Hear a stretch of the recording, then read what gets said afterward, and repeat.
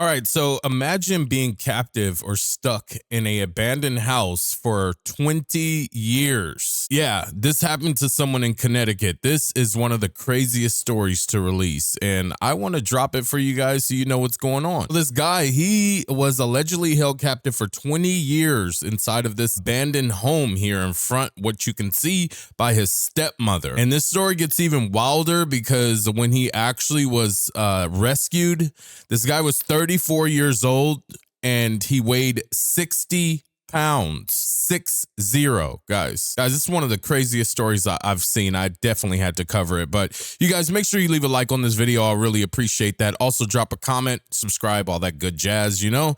But let's dive right in and let's see what in the hell happened in Connecticut. Well, a man in Connecticut is accusing his stepmother of holding him captive for 20 years. WFSB's Roger Susannon explains how he escaped and the conditions this man allegedly has been living in for the majority of his life. 33 years of law enforcement. This is the worst treatment of humanity that I've ever witnessed. This Waterbury home was a real-life house of horrors. Police say this woman, Kimberly Sullivan, imprisoned her stepson for more than 20 years, starting when he was just 11, in conditions investigators compare to World War II death camps. It's shuddering to think that someone would treat any person in this way.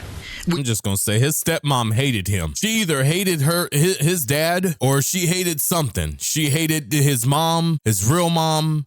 She hated something, but that news or that police officer said that's the worst thing he said happened to humans. I disagree. I think those camps that we had for, you know, Mexican citizens back in 2020, you know, looked like dog kennels. That was the worst, but I digress. Learned today that Waterbury police had investigated the family back in 2005 after other children told DCF workers they were worried about the victim after he had been pulled out of school. But apparently Sullivan was able to hide the abuse. Officers went to the house. The house was clean. It was lived in. They spoke to the victim at that point in time, and there were no cause for any alarm.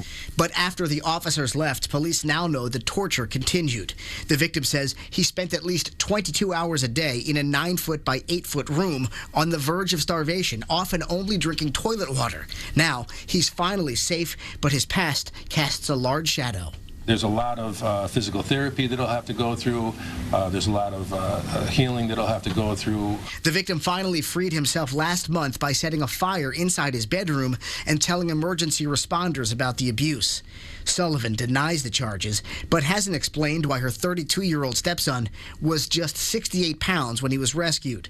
Neighbors remember catching fleeting glimpses of him a few times through a bedroom window, looking out at the world that until now he could not be a part of. I think I've kind of convinced myself that maybe I did just make him up all those years ago, but I just hope that he gets the help that he needs to heal from everything. That is crazy. This is literally one of the craziest stories that I've came across this morning. This one actually is crazy. So the lady, she's denying it, and they said that the police came by, you know, a year ago and the house was lived in and they spoke with the victim and he was okay. So you telling me he shedded all his weight in 1 year's time? He's been captive. If you came 1 year ago, he's been captive for 19 years inside of that house, and there was no sign of trauma to this guy. There was no sign of trauma to someone who's been trapped inside of a bedroom for 19 years.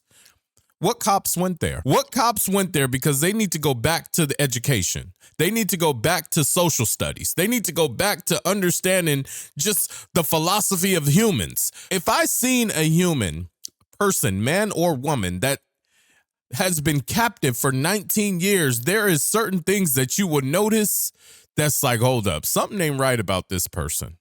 Something is not right about this person. Something ain't adding up. I mean, you got to look at the nails, the hair, the quality of a person's body. Something's not right. But I guess this police said, you know, he's good, she's good, we'll leave you guys alone. And she went and boarded up the house and threw a padlock on the door and said, you stay in here. You stay in here, Cinderella.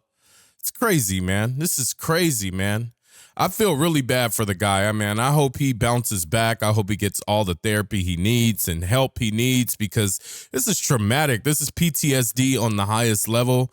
I couldn't imagine being in his shoes. And if I was in his shoes, I would have broken out of that house 18 years ago. I wouldn't have stayed for 20. That's for sure. She probably, as a kid, she probably would have had me for a good, year or so. I'm only 11 years old. I don't know. She probably would have had me for longer than that.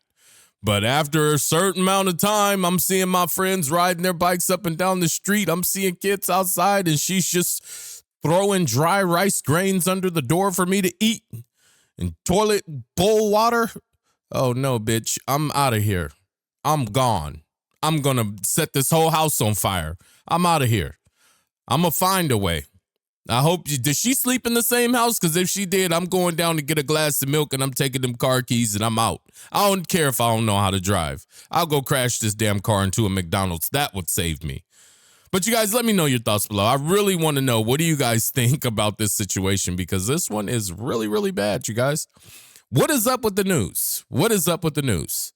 But until next time, folks, you better leave a like on this video, and I'll see you in the next.